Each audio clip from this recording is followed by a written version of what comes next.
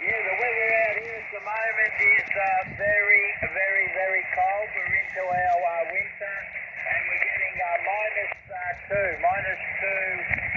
minus 2 degrees in the morning, and the whole place is totally frozen up. Over. Yeah, so I hear I was talking to Rod, VK3XXY, over in Tassie, and he was moaning about the weather.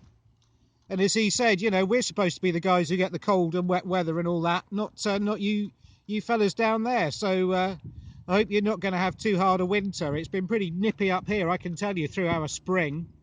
It's been chilly right up until the last couple of weeks. I was out operating portable a few weeks ago, early in the morning, and there was a frost forming on all my equipment. It was that cold. So hoping we get some warmer weather. It's a public holiday here today, so I should be off to the pub with some friends in a bit. Thought I'd come out and do some radio, and I'm very glad I did. It's conditions are really, really good. So yeah, there was an Italian station doubling with you just now, and you were coming straight over the top of him, and so that tells you how good things are. From about, what are you, about 12,000 miles, is it, I suppose? 10,000 miles, and you were beating somebody who's about 800. So great stuff, Alan. Back to you. Yeah, Roger, there's Stu. It looks like you do a bit of bicycle mobile work, which is pretty cool there. I worked a few of you guys over there from time to time, mostly on 40 metres. And I know VK3XXY, I know Rod there over in Hobart.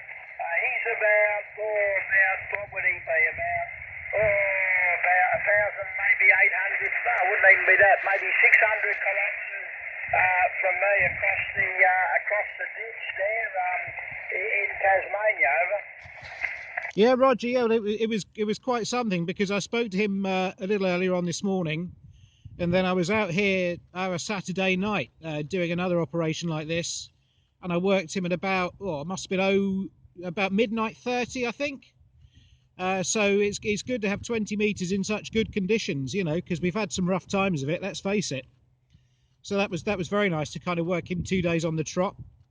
When I was a shortwave listener, I used to listen down on 40 metres. There used to be a regular gang of guys from over here who used to work VK and ZL every morning, and it's a shame that you know, that doesn't seem to happen quite so much on 40. I love 40 metres. And maybe if I can get a better antenna up at home, we'll do some of that. I don't really operate from home a lot, as you probably see from I think you've seen my QRZ page. I tend to come out portable more. Much less noise, much nicer operating environment, no QRM. And on a morning like this, it's the best thing in the world, Alan. Go ahead. Yeah, Roger, there's Stu. And yeah, I was on this morning around local time, would have been 7:30, and I heard the end of your Juso with Rusty there.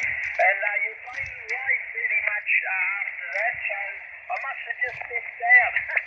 I was just wondering, were you short path or long path, eh?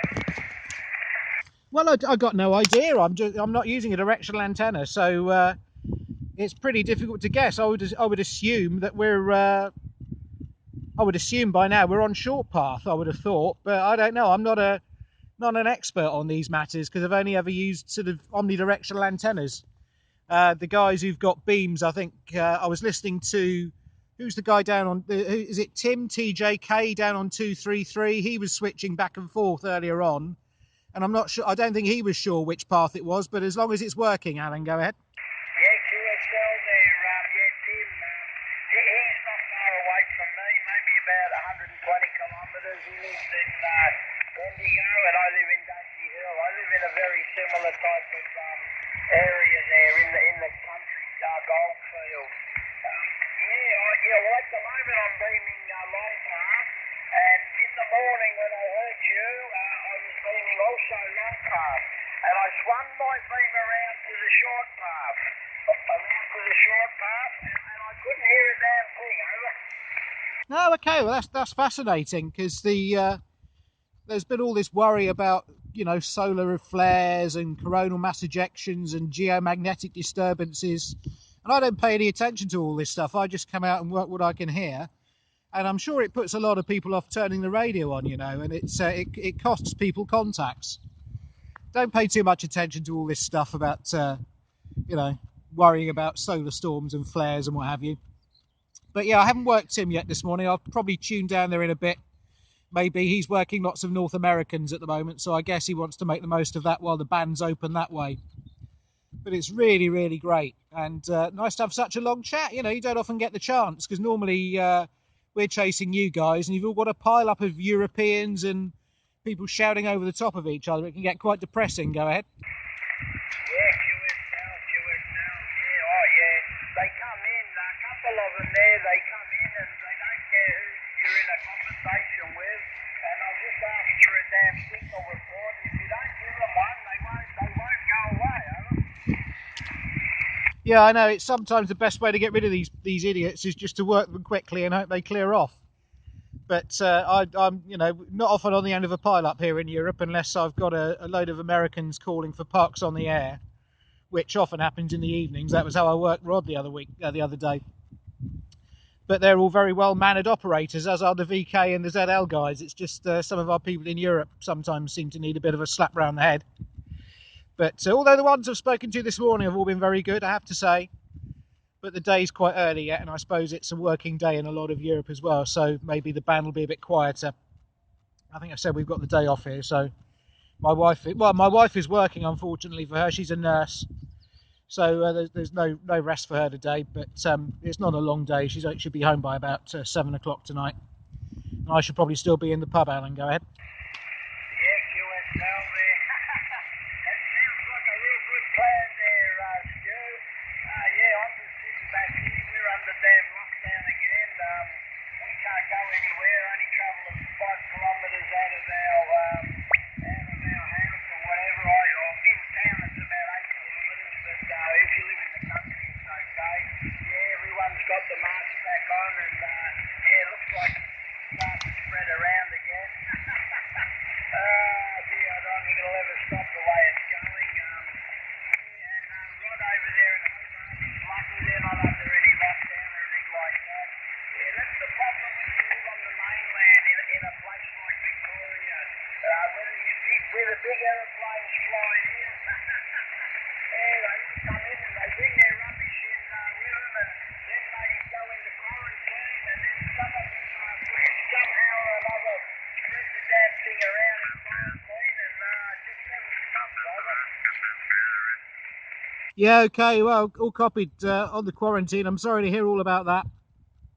We're supposed to be coming out of it all next month. You know, the restrictions all end, but with these new variants, I mean, the new variants are coming out more quickly than the Chinese are making radios at the moment. It's all a bit, you know, getting back uncertain again.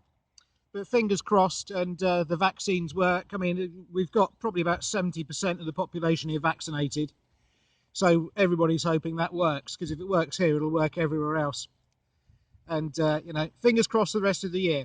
Anyway, Adam, the band is starting to sort of go a bit wobbly. You're going up and down a little bit. So maybe we better close it up before we lose the contact. So really great to talk to you this morning. Lovely to have such a long chat. And I wish you 7-3, VK3XXY, M0TTQ.